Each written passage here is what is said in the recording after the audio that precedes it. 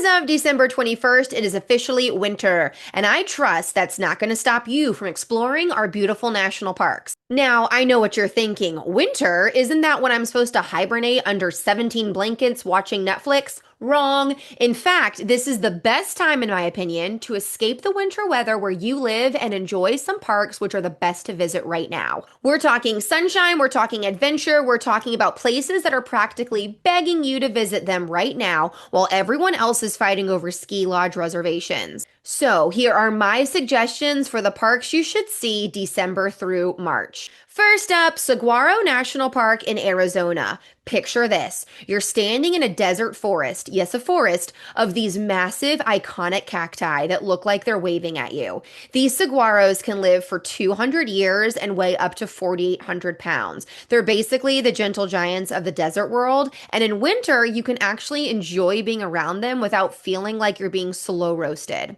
Here's the deal. Winter brings daytime temps in the 50s to 70s. That means hiking among these magnificent giants is amazing. Instead of a literal heat survival exercise where you're rationing water like you're crossing the Sahara. Summer here, we're talking 100 plus degrees. Yet winter's when this park shows off. The desert landscape is wide open, fully accessible year round, with skies so clear you'll think someone photoshopped them. And here's the really cool part. The wildlife comes out to play in the cooler months. Desert birds, javelinas, and coyotes are all more active this time of year. They're not hiding in whatever shade they can find. They're out there living their best lives. Both districts of the park, east and west, remain fully open, and Tucson is right there as your travel hub with tons of lodging options. Easy peasy. Next, we're heading to Death Valley National Park in California. Now, Death Valley has a bit of a reputation, doesn't it? The name alone sounds like a warning label. Yet, there's a secret that separates the pros from the amateurs. This park was designed for winter visits. Winter temperatures hover in the 60s and 70s. You can hike, you can drive scenic routes, you can actually breathe. Summer temperatures here regularly hit 120 degrees. In fact, this place holds the record for the hottest temperature ever recorded on Earth, 134 degrees. That's not a vacation, that's a survival documentary. Yet in the winter, chef's kiss. You can explore iconic spots like Badwater Basin, the lowest point in North America, sitting at 282 feet below sea level.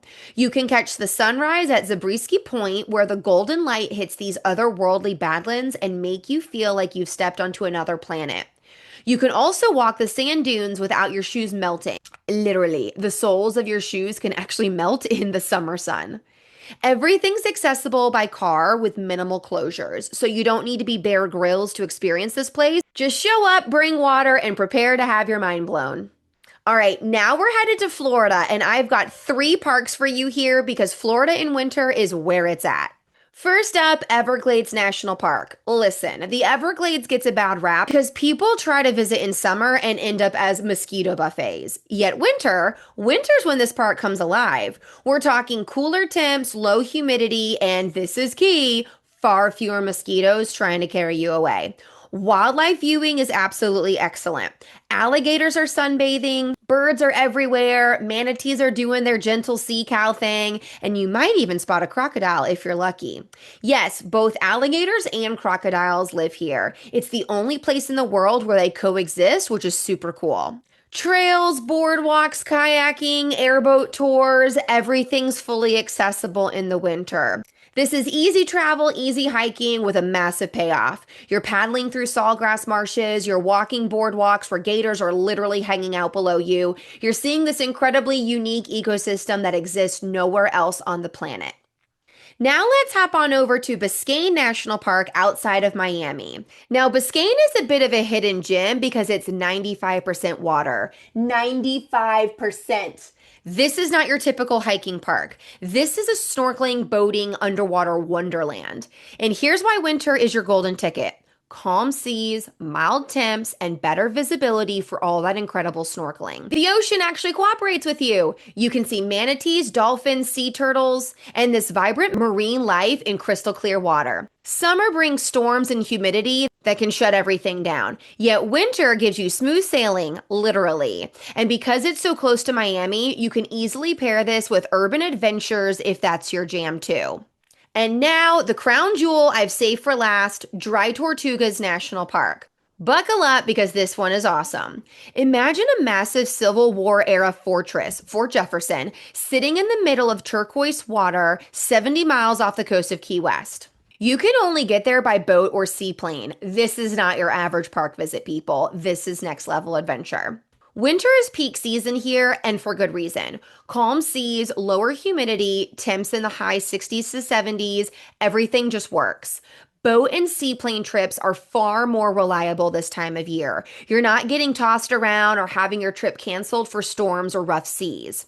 Now, the snorkeling, incredible. Clear winter water means you're seeing vibrant coral, tropical fish, and even shipwreck views.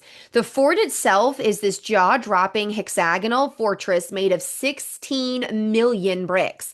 You can explore the prison cells, walk the walls, and imagine what life was like for soldiers stationed here in the 1800s. Winter also brings migratory seabirds, making it a quiet win for birders and photographers.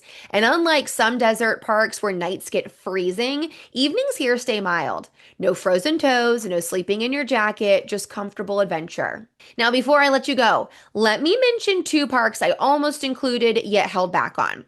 Big Bend National Park in Texas is gorgeous, and nights get very cold if you're camping. I'm talking lows in the 30s. Try visiting here in fall or spring instead. You'll thank me.